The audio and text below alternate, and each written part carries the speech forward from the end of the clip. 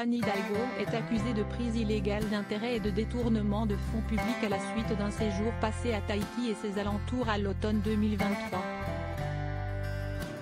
Des perquisitions ont carrément été organisées sur son lieu de travail. Elle a allié plaisir et travail, en automne 2023, alors qu'elle se rendait à Tahiti. CIST, cette île qui recevra toutes les épreuves de surf durant la période des Jeux Olympiques, et CIST dans ce cadre qu'Anne Hidalgo s'est rendue sur place avec une délégation de la ville de Paris.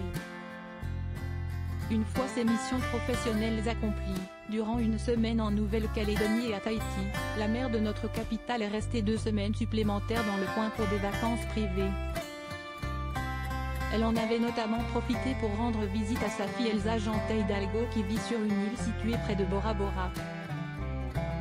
Dès son retour, Anne Hidalgo avait été attaquée, notamment à propos de son bilan carbone, mais aussi sur l'étrange longueur de ce déplacement et les fonds utilisés pour régler la partie privée de son voyage. Depuis le matin de ce mardi 5 mars 2024, des perquisitions ont lieu dans le cadre d'une enquête préliminaire ouverte en novembre 2023. Pour prise illégale d'intérêts et détournement de fonds publics, relative à ce fameux Tahiti gâté, rapporte le journal Le Monde. Les perquisitions ciblent les locaux de l'Hôtel de Ville de Paris et ses annexes, confirme une source judiciaire du journal Le Parisien, et elles sont menées par les enquêteurs de la BRD en présence de magistrats du parquet national financier. Anne Hidalgo est accusée de prise illégale d'intérêts et de détournement de fonds publics, mais la maire PS se dit sereine et confiante quant à l'issue de ces investigations. La mairie de Paris a indiqué, via un communiqué, se tenir à la disposition de la justice pour fournir tous les éléments nécessaires à la manifestation de la vérité. Ils permettront de démontrer une accusation sans le moindre fondement. Cette enquête survient à la suite d'une plainte d'une association anti-corruption adressée au parquet de Paris puis au PNF. Mais aussi à la suite de plusieurs signalements d'élus du Conseil de Paris et de la région Île-de-France.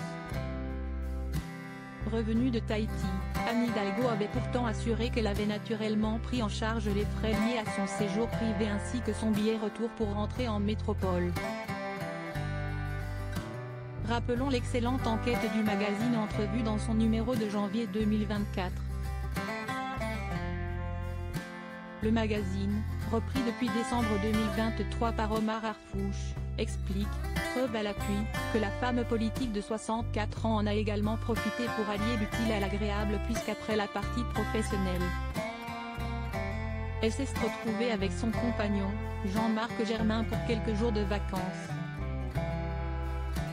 Elle en a également profité pour voir fille, installée sur une île à 45 minutes d'avion de Tahiti, à Raiatea, près de Bora Bora, où elle a suivi son mari qui y a été muté. Les détails de ce déplacement très controversé ont beaucoup fait parler dans la presse et plusieurs mois après. Entrevue a réalisé une enquête très précise en refaisant tout le périple pour tenter d'en savoir plus, notamment concernant le prix des billets de ce séjour où Anne Hidalgo est partie avec une délégation de 6 personnes. Le déplacement a été pris en charge par la mairie de Paris. Pour ce qui est des billets d'avion, la mairie a annoncé un coût de 41 000 € pour l'entièreté des passagers, assurant qu'il s'agissait de billets en classe économique.